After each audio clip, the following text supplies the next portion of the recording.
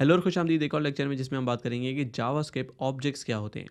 पिछली वीडियो के अंदर हमने जावास्क्रिप्ट फंक्शंस पे बात की थी। तो अगर हम ऑब्जेक्ट्स की बात करें तो उससे पहले हम बात करते हैं वेरिएबल्स की। और जैसे कि आपको पता है कि मैं कॉन्स्ट वार या const my name equals to इस तरीके से मैं अपना नाम जो है वो डिफ़ाइन कर सकता हूँ।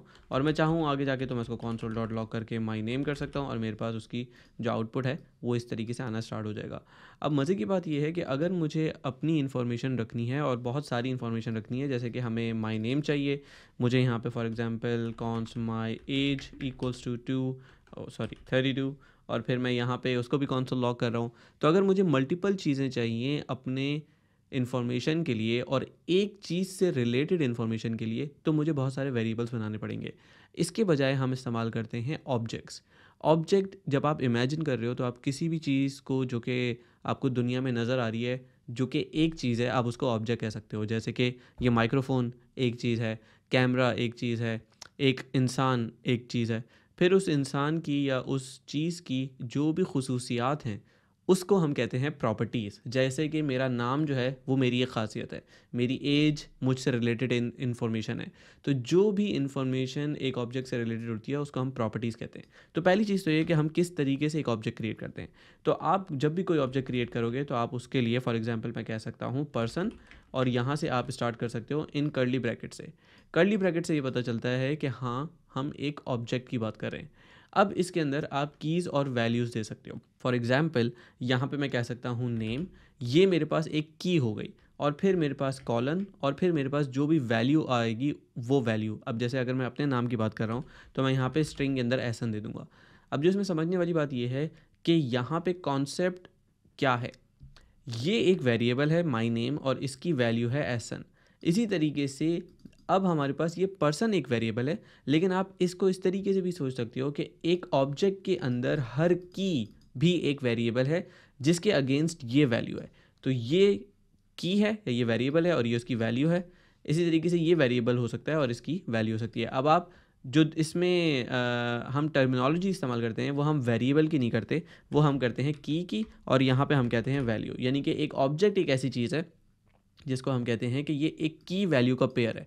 यहाँ पे की वैल्यू आ सकती है, फिर यहाँ पे की वैल्यू, इस तरीके से आप रख सकते हो और यहाँ पे स्पेस की ज़रूरत नहीं है। तो की 1, की 2, वैल्यू 1, वैल्यू 2, इस तरीके से आप कॉमा सेपरेटेड बहुत सारी वैल्यूज़ यहाँ पे दे सकते हो। की 3, वैल्यू 3 इक्वल्स, यानी कि आप कुछ भी कर सकते हो। अब यहाँ पे ये एरर्स दे रहा है लेकिन इसको हम सॉल्व करेंगे।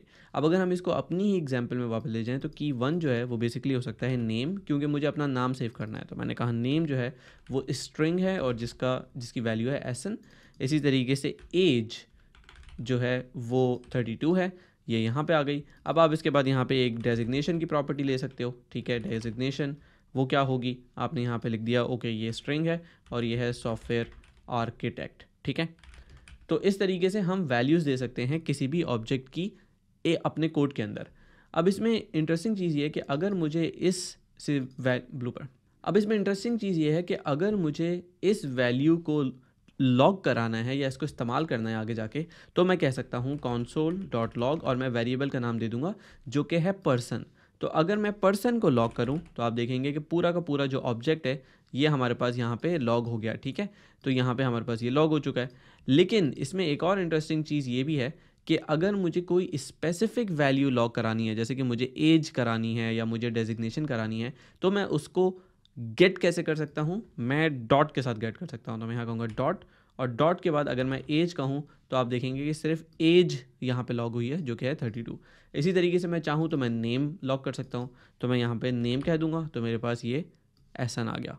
इसी तरीके से मैं यहाँ डेजिग्नेशन कहूँगा तो मेरे पास ये इस तरीके से आ गया। ठीक है, तो आप देख रहे हैं कि किस तरीके से हम यहाँ पे वैल्यूज़ वगैरह रिट्रीव करा सकते हैं जब हमें किसी ऑब्जेक्ट की वैल्यूज़ चाहिए हो।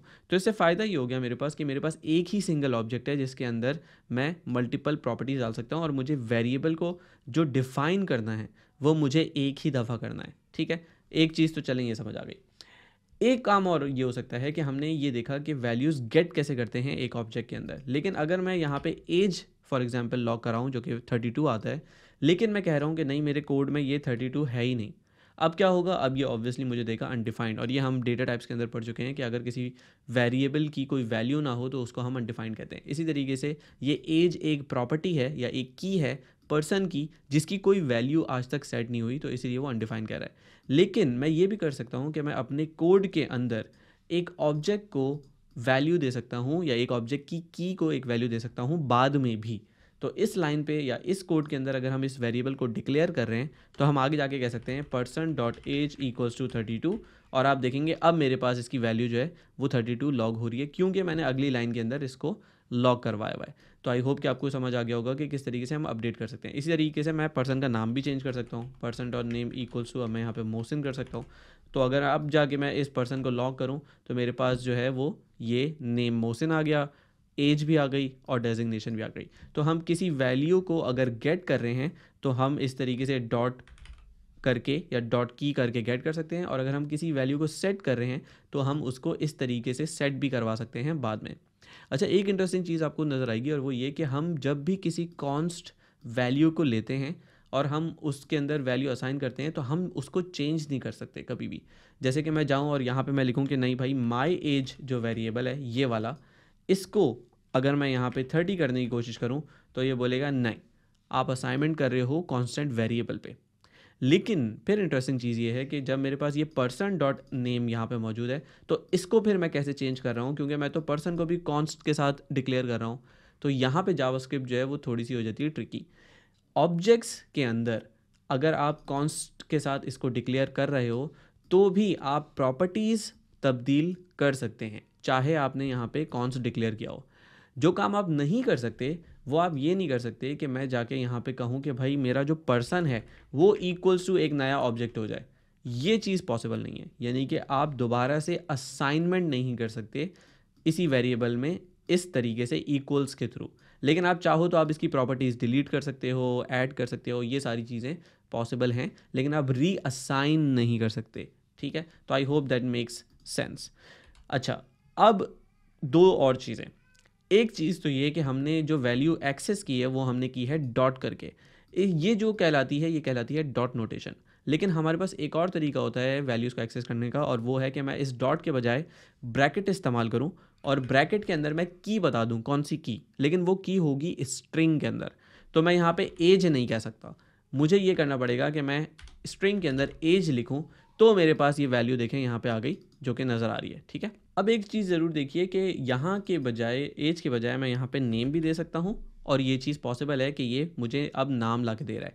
जो की हम ब्रैकेट नोटेशन के अंदर प्रोवाइड करते हैं वो हम स्ट्रिंग के अंदर करते हैं, लेकिन अगर हम की प्रोवाइड कर रहे हैं डॉट नोटेशन के अंदर तो उसमें स्ट्रिंग नहीं आती। मैं यहाँ पर डायरेक्टली डॉट एज या डॉट नेम कह सकता हूँ और वो मुझे ये चीज़ें लॉक करके दे देगा। अच्छा, रिसीव करने के अलावा या वैल्यू गेट करने के अलावा हम ये भी कर सकते हैं कि हम जब वैल्यू असाइन कर रहे हैं तो भी हम इस तरीके की ब्रैकेट नोटेशन इस्तेमाल कर सकते हैं। जैसे कि एज यहाँ पे ये 32 लॉक कर रहा है, लेकिन जब मैं इसको तब्दील कर रहा हूँ, अगर मैं इसकी नोटेशन जो है वो फॉर एग्जांपल इस तरीके से इस्तेमाल कर लूँ और मैं यहाँ पे 34 कर दूँ, तो आपको नज़र आएगा कि ये वैल्यू रिफ्लेक्ट हो रही है। जिसका मतलब ये है कि मैं इस तरीके से, यानी कि ऑब्जेक्ट का नाम लेके और ब्रैकेट्स लगा के ये चीज़ भी कर सकता हूँ, और यहाँ पे ये चीज़ पॉसिबल है। ठीक है, चलें, ये चीज़ तो समझ आ गई। अब हम कहते हैं कि यार मेरे पास एज जो है वो पहले से यहाँ मौजूद थी, ठीक है, 34 या 32, और अब मेरे पास ये लॉग हो रही है। लेकिन मैं ये काम भी कर सकता हूँ कि सिर्फ बजाय चीज़ें असाइन करने के मैं ये भी कर सकता हूँ कि मैं आगे जाके उसको डिलीट कर दूँ या किसी की को डिलीट कर दूँ। तो अगर मैं यहाँ पे कहूँ डिलीट पर्सन डॉट एज, तो इसका मतलब है अब मेरे पास एज जो है वो डिलीट हो चुका इस पूरे ऑब्जेक्ट में से, इसीलिए यहाँ पे अनडिफाइंड कर रहा है। लेकिन हम अगर चाहें तो हम इसको कॉन्सोल लॉग भी कर सकते हैं। तो अगर हम जाके यहाँ पे कॉन्सोल लॉग करके सिर्फ पर्सन को देखें कि पर्सन क्या है अब, तो आपको नज़र आएगा कि पर्सन के अंदर सिर्फ नाम है और डेजिग्नेशन है, इसके अंदर एज हमें नज़र नहीं आ रही, और ये बड़ी इंटरेस्टिंग चीज़ है। अगर मैं इस लाइन को कॉमेंट कर दूँ तो अब आप देखेंगे कि अब ये एज वापस आ गई, क्योंकि मैं अब इसको डिलीट नहीं कर रहा। लेकिन अगर मैं इसको वापस कर दूँ तो ये नज़र आ रहा है।